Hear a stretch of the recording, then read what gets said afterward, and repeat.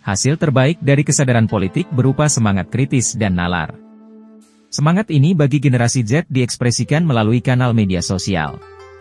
Celakanya cara ekspresi ini hanya dipahami generasi Z, beberapa generasi sebelumnya baik generasi X maupun generasi baby boomers, menganggap ide kritis tersebut bertanda lunturnya nilai-nilai kesantunan hingga indikator dekadensi moral.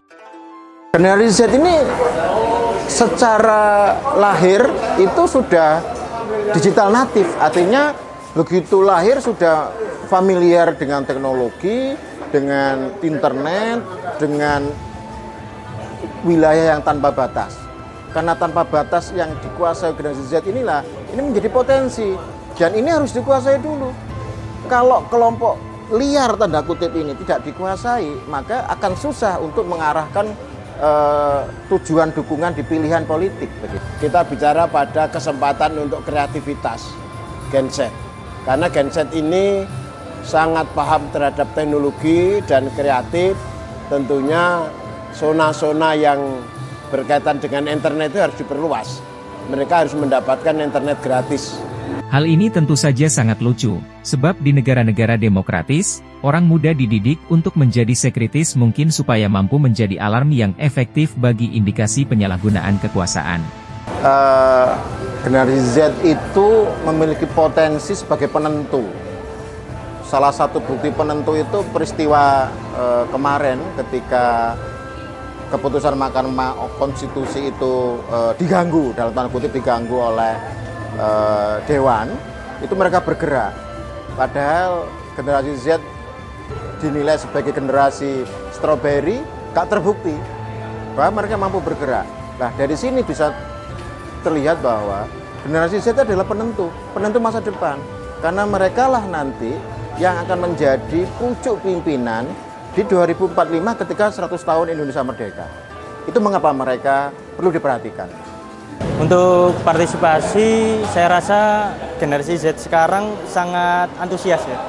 Antusias dalam arti kita siap untuk melakoni Pilkada 2024 ini.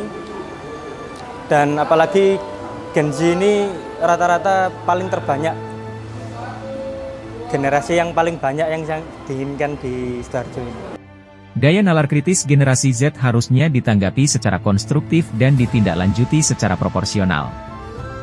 Untuk saya, yang saya inginkan per hari ini dan ke depan demi keberlangsungan negara dan generasi saya dan generasi-generasi di bawah saya, mungkin pemimpin yang apalagi ini lagi pilkada besok kan, saya ingin pemimpin yang ngerti lah perasaan-perasaan Gen Z ini kan. Ngerti lah masyarakat ini gimana. Nggak usah lah kayak untuk melakukan egonya sendiri dari kepemimpinan, contohnya bupati untuk besok ini kan, khususnya Sidoarjo. Jumlah generasi Z yang mampu mencapai pendidikan tinggi hanya 11,25% pada tahun 2023. Namun jumlah ini terancam semakin berkurang, saat ada kenaikan biaya kuliah 6,03% per tahun. Data lain 22,25% populasi, atau setara 9,9 juta generasi Z dalam keadaan tidak bekerja, tidak bersekolah, dan tidak dalam pelatihan kerja. Menuntut perlunya wadah bagi mereka. Perlunya ada hub-hub kreativitas dengan fasilitas yang memadai, yang bisa memancing daya liar, inovasi, guna mencari solusi yang dihadapi oleh bangsa ini. Itu yang dibutuhkan. Salah satunya pendidikan, baik formal, non-formal. Kalau non-formal, kalau kita bisa contoh adalah mungkin Creativity Hub, saya sebutkan tadi di depan Creativity Hub.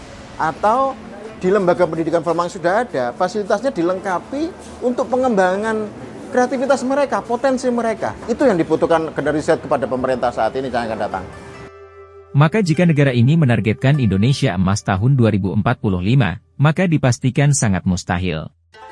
Sebab jumlah generasi Z yang berkualitas pada masanya nanti semakin berkurang.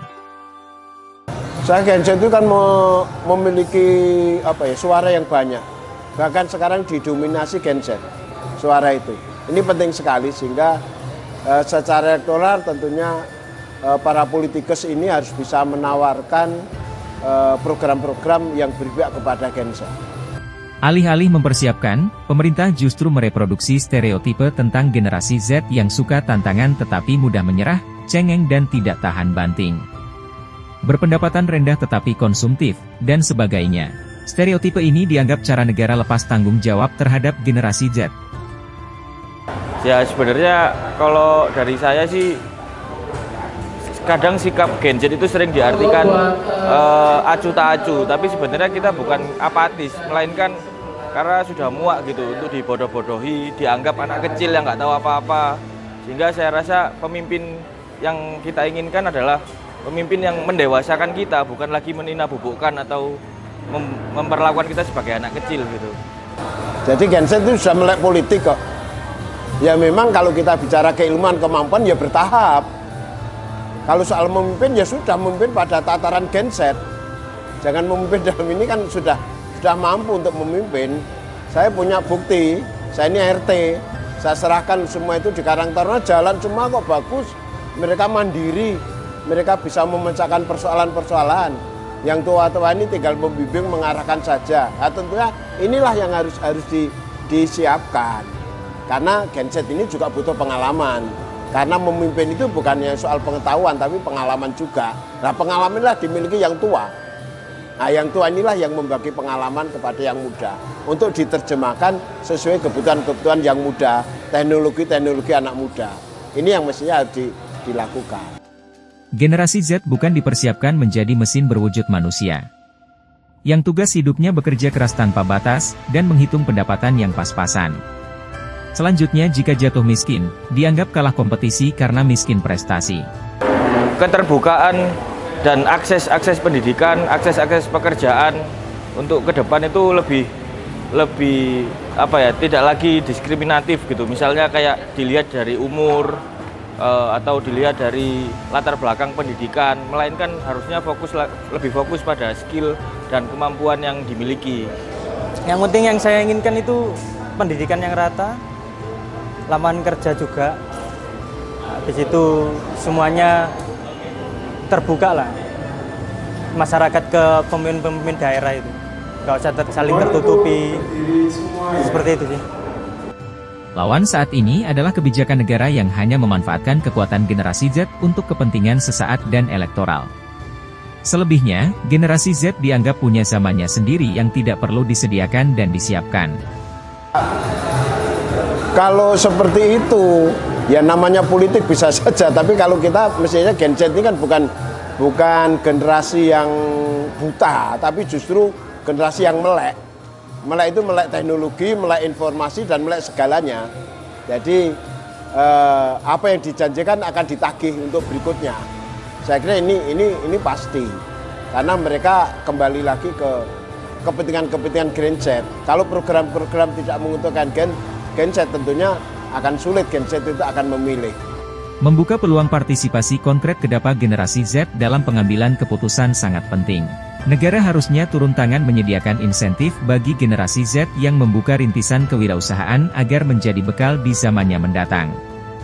Saya kira mestinya kan program, artinya gini, cawabub ya, calon bupati ya, cabub-cabub itu nanti mestinya harus menawarkan program. Menawarkan program, dan program itu mestinya harus ditawarkan yang berpihak ke generasi Z, terutama di bidang pendidikan. Nah sekarang mestinya pemerataan pendidikan lah, peningkatan sumber daya manusia itu.